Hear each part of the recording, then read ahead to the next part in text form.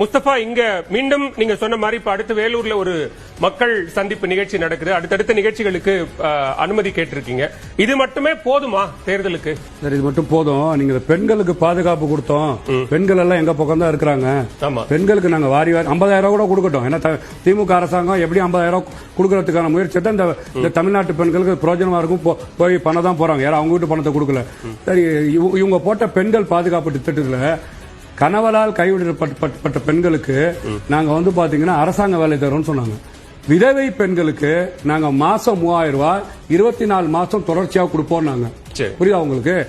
இவங்க கொடுத்த பெண்களுக்கான வாக்குறுதி எடுத்து பாத்தீங்கன்னா அன்னை தெரசா ஸ்கீம்ல திருமண உதவி திட்டத்தின் கீழ் உதவிக்கு 30,000 உயர்த்தப்பட்டு 8 கிராம் படிக்கிற அளவுக்கு நேரம் இல்ல. அப்படியே நீங்க ஓரலா சொல்லுங்க, பதில் சொல்லி. தொழிற்சாலையில் பாலியல் ரீதியான தொல்லை பெறும் பெண்களுக்கு இருப்பு வழங்கப்பட்டு அதுக்கான பாதுகாப்பு சட்டம் கொண்டு வரப்படும். நாங்க இன்னைக்கு NCR டேட்டா 2023 இவங்களோட விஷயம் என்ன, பட்டியலின மக்கள் பெண்கள் தமிழ்நாட்டுல 100க்கு மேற்பட்ட பெண்கள் பாதிக்கப்படுறாங்க.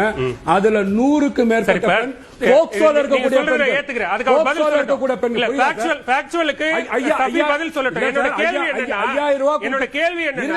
மாற்று சக்தியா வர தாவேக ஒட்டுமொத்த பெண்களும் திமுக கையில இருக்காங்க சொல்றீங்க. 18 வயசுக்கு கீழே உள்ள பெண்கள் தமிழ்நாட்டுக்கு பெண்களுக்கு பாதிப்பு ஏற்படுத்திருக்கு. பால ரீதியா தொல்லை இருக்கு. உத்தரப்பிரதேச தண்டனை வாங்கி கொடுக்கிறது தீர்வு என்ன சார்?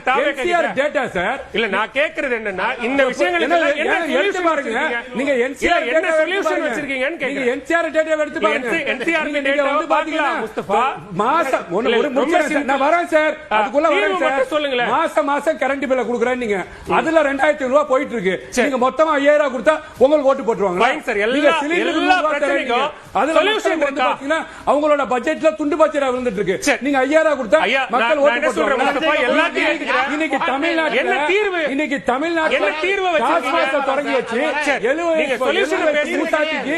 இஷ்யூ பேசுறீங்க, சொல்யூஷன் வேணும். கோயம்புத்தூர்ல சுருக்கமா பதில் சொல்லுங்க. ஆண் நண்பரோட போற பெண்களுக்கு வேண்டாம் பேசுங்க. நம்ம இஷ்யூஸா பேசலாம். தீர்வு இல்ல, தீர்வு இல்ல உங்ககிட்ட. எல்லா பெண்களும் திமுகக்கு வாக்களிச்சாங்க. சுருக்கமா சொல்லுங்க, ஏத்துக்க முடியும். சுருக்கமா சொல்லுங்க. பலமா பலவீனமான்னு கேட்டீங்க. தாவேக்கால இருந்து முறையான ஒரு ஸ்போக்ஸ்பர்சன் வராததே பலவீனத்தை காட்டுது. நம்பர் 1. நம்பர் 2